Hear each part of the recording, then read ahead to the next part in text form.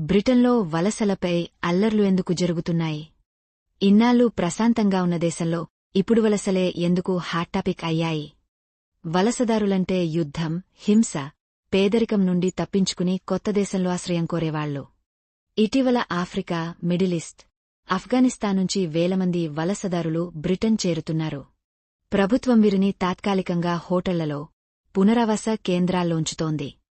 స్థానికులకు ఇది వసతి, ఉద్యోగాలు, ఖర్చులపై భారమనిపించి వారిలో అసహనం వ్యక్తమవుతుండగా కొన్ని సంఘటనలు అల్లర్లకు ట్రిగ్గరయ్యాయి.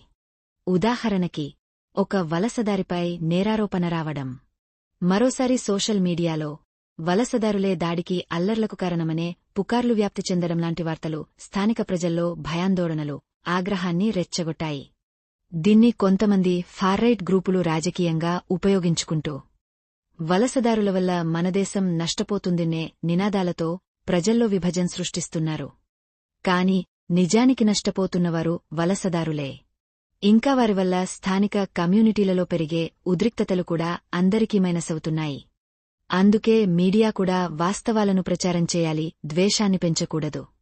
వలస సమస్యలకు పరిష్కారం అవగాహన, ప్రభుత్వ పాలసీలు, పరస్పర సహకారంలోనే ఉంది.